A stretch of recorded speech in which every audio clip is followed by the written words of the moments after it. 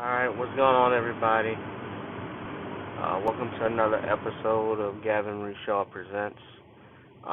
Just recording this. I had some issues earlier at home with my computer and my webcam, so right now I'm out today. Right on the lakefront out here in New Orleans. I'll just show you all the picture right quick. Look at that sunset. Real pretty.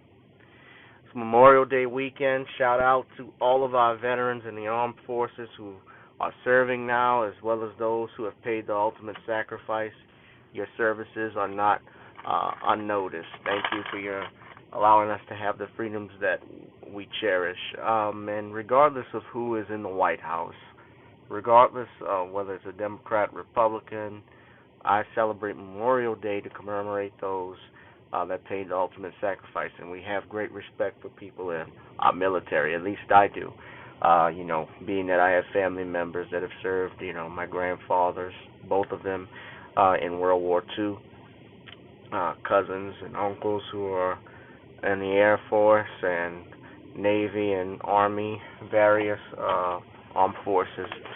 I've even thought myself, and I'll share this with you, about doing JAG Corps and so forth. I honestly didn't want to join the military when Bush was in office because I knew if I did, I would be right in Iraq. But, you got Trump in office. A lot of people think we're going to go, World War III is going to happen. And so far, this is not meaning that I support Donald Trump per se in his policies, but we haven't had anything just yet.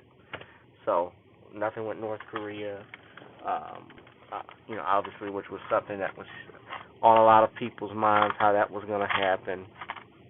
Iran and Iraq, and I know he reversed the original initiative that was embarked by Obama with regards to Iran. But anyway, very interesting. I want to make this point about Memorial Day. Part of its origins started from African Americans, Black Americans in particular, after the Civil War, because back in Charleston, South Carolina, there was a massacre of over 267 black soldiers that were in a Confederate camp or grave, and I believe this was May 1st, 1865. I'm about to say 1965. My history is not that off, but it was in 1865. And a parade was done, for those soldiers, and mostly people of color, well, I say former slaves, because this is obviously after the Civil War, their graves were moved, and a parade, a memorial service was held for those fallen soldiers. So that's a very interesting point that a lot of people don't know about. Now, of course, Memorial Day didn't become a federal holiday until Richard Nixon was in the White House, and that was in 1971. But, of course, traditionally, presidents have since then, laid a wreath every Memorial Day at the Tomb of the Unknown Soldiers and at Arlington National Cemetery. I know Trump laid a wreath down there as well. There's various things that happen, but black people, of course, we have been the most patriotic in America, although we've never been treated as Americans. Very interesting. We've participated in every major war. We've fought in every major war. We've been in every battle. We turned the tide of the American Civil War in the 1860s. So, that was single-handedly started because of the 54th Regiment from Massachusetts under Robert Shaw, and of course Frederick Douglass, who encouraged blacks to join the Union. Let me put my window down a little bit, but guys might hear music or something, because this Memorial Day, a lot of people are just coming out, being with their families. So at any rate, I wanted to do this video. I was trying to do it live so I can get everything in. I saw this past week the Jeffersons and All in the Family revival that they did. I want to know what you guys thought about it. I might be a little bit late, but I had a chance to watch it this past Friday. Honestly, I'll put it this way. Some things should be left undone. I wouldn't remake The Wizard of Oz. I wouldn't remake The Godfather. Now, of course, I thought Jamie Foxx, of course, was great. as George Jefferson, but there's only one George Jefferson, and that's Sherman Hemsley. Woody Harrelson, I think, was miscast as um, Carroll as Archie Bunker because he tried to do. It seemed like everyone was doing an imitation of the character, even Jamie. They were imitating the original actors. It wasn't anything new that they added to it. I thought Carol Connor was miscast. I thought Marissa Tomei was a sexy Edith Bunker. I didn't find anything. She's a great actress, and I thought she was always cute since I've seen her in My Cousin Vinny and when she was on A Different World that first year. But I never thought of Edith Bunker as sexy. Edith Bunker is homely. With Gene Stapleton, who played the original Edith. I definitely thought the guy who played Mike, Meathead, Ike Barinholtz, guys know him from, I knew him from Mad TV, but he was also been in a few movies as of late. I thought he was great. He was in Neighbors. I thought he looked like Rob Reiner. He had the mustache and the hair down. I thought I was actually looking at Meathead. So I thought overall, if you're talking about seeing those shows and, doing a revival, I didn't really care for it. I didn't see the need to do a revival of it. If people want to relive the past, they can go on TV Land and watch the shows or buy the DVDs. I didn't think it was anything special in particular. I don't think it did anything, but it was a ratings hit that they say, and I wouldn't be surprised now. I'll be on the lookout. Sanford and Son is going to be revived. Good Times is going to be revived. Maude will be revived. Ever since once this is a hit now, it gives a new idea for them to do other shows, because that's really what the purpose of it is. I think they wanted to test the waters and see how America would react to the humor of that era. But of course, during that time, you could get away with things. You could say nigga on live television and honky honky. George Jefferson walking around screaming honky.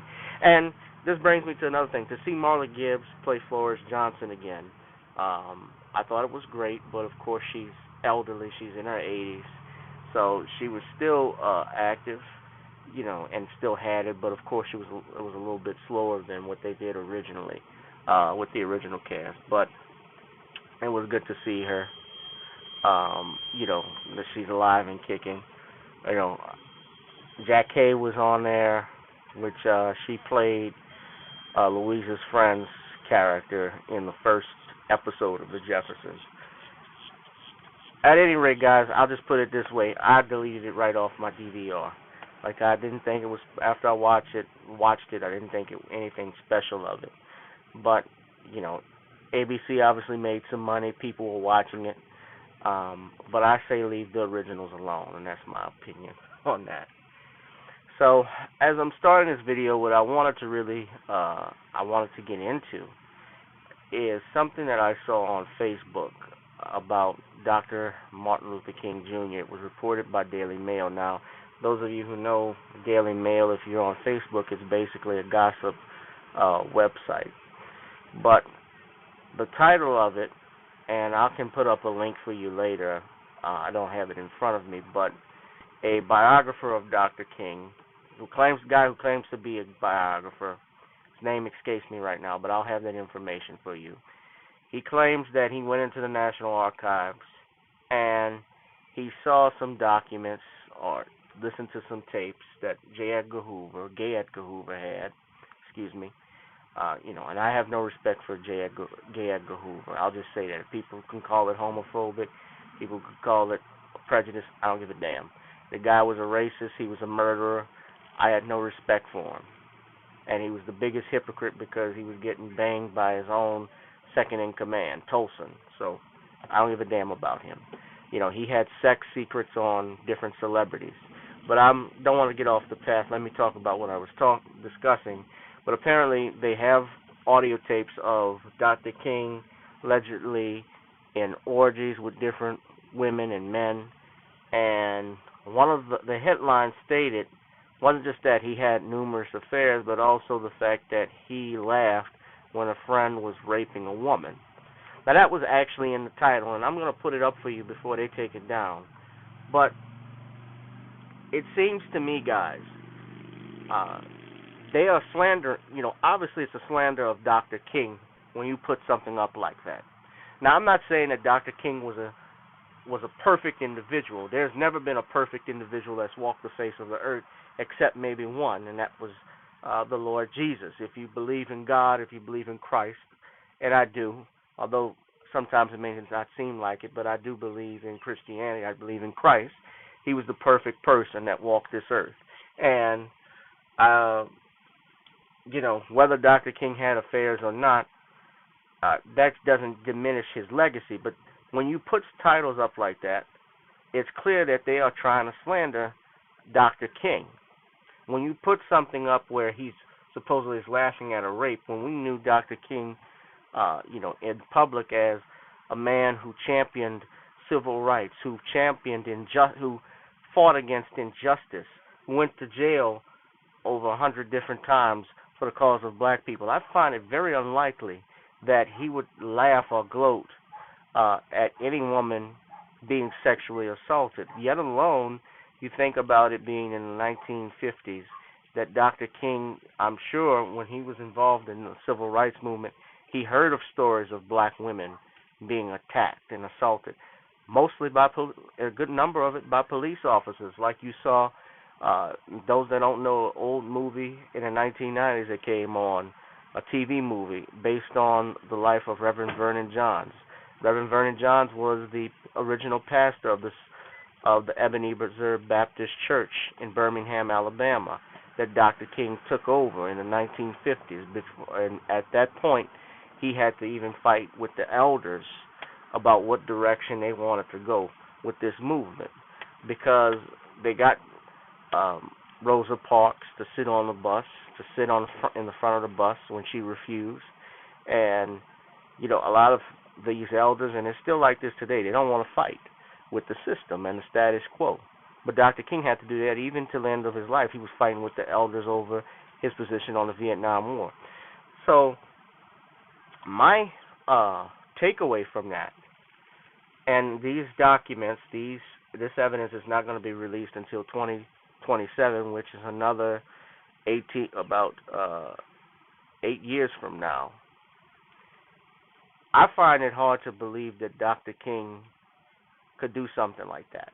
And I don't believe in it. I know for a fact that J. Edgar Hoover sent death threats to Dr. King to kill himself. And what's worse is that Dr. King is not here to defend himself against these accusations. But guys, this is part of a larger plot that we have to be aware of. And what I'm putting at and what I think is that they want to make Dr. King the next target of the Me Too movement. I've been highly critical of the Me Too movement, because now it's, instead of being about champion victories for women who have legitimately been victims of rape, women that fight sexual assault and harassment, it's now turned into something where due process is no longer visible. Instead of innocent until proven guilty, you are guilty until proven guilty. The accusations are enough. And I see this happening with the dead. Look what they're doing to Michael Jackson. Michael has been dead for 10 years. Dr. King's been dead for 50 years. And we're bringing up rape allegations? This biographer is bringing this up? We all should have a code of conduct when they attack someone like Dr. King or like Michael. People who are not here to defend themselves, these motherfuckers, excuse my language, there's not a place they should go where they should feel unwelcomed, where they should feel welcomed by us. Now, let me be clear. I'm not talking about violence, but we shouldn't, whoever this guy is, I'm going to share his name, we shouldn't buy a thing from him. And we should question exactly what this so-called evidence is, where it's coming from, how do we know it's authenticated, because all of the major players are either elderly or dead. There's no way to even authenticate this stuff. How do you know that's him on the tape? What exactly did you see? Did you hear his voice? Is it a videotape of him? What did they have? Because you saw in the movie Selma when they sent the tape to a tape supposedly of Dr. King's strikes with another woman to Coretta Scott King, and she played it in front of Martin. They listened to it, and she says, "I know it's not true because I know your voice. I know what you sound like." She's not here anymore. One of Dr. King's daughters is deceased. What do they have to say about it? Do you know that Dr. King's children have been fighting with each other over his memorabilia, over what to sell, his Bibles, everything? This is a bunch of fucking horse shit. You know, I'm just so sick of these witch hunts. They got Bill Cosby on bullshit, and he's about to appeal his case. And I read some of what that judge said, and what Miss Camille Cosby said. Mrs. Cosby said she was spot on. He basically went off of old stereotypes by making Dr. Cosby the big black brute that was gonna harm a white woman. It's just like that German Nazi propaganda where you saw King Kong holding a beautiful blonde in one hand and a club in the other. And then a few years later, or 6 decades later, LeBron James is taking photographs, and this is true, you can go look at this, with Giselle Burden, Tom Brady's wife, Tom Brady's wife, and he's posed like the gorilla with his mouth open. You know, what message are they sending? They're sending subliminal messages about us. It's out of the closet. It's out of the sewer. They're not messing around. They're not hiding their racism, man. It's all out. It's an all-out war. And if they can come after a dead man, you're slandering dead men like Dr. King, like Michael Jackson, but you don't slander your own man. Are you going to talk about Ted Kennedy?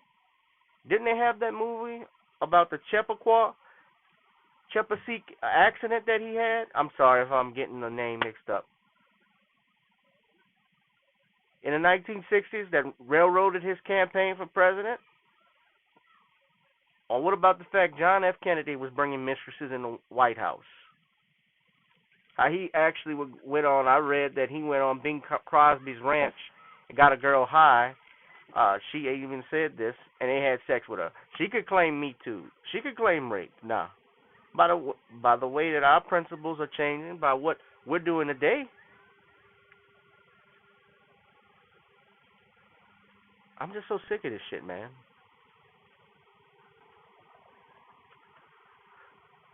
But I wanted to, this needed to be said. Dr. King is not here to defend himself. What are we going to do? They're going to take his holiday away? I know a lot of y'all don't want to give up that Monday off.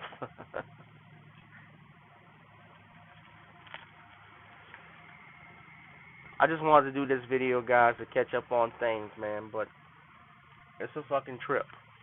We just got to be careful. That's it for me, man. I'm going to get out of here. It's getting a little warm. But, listen, you follow me. Subscribe to this channel, GBoo2786. Please support me. I'm on Cash App, GavinRichardEsq. GavinRichardEsq, as in short for Esquire. You can also support me at Google Pay at gavin.grich1@gmail.com. All donations are appreciated to keep the channel going. Guys, that's it for me. I'll talk to you all soon. Until the next time, all right?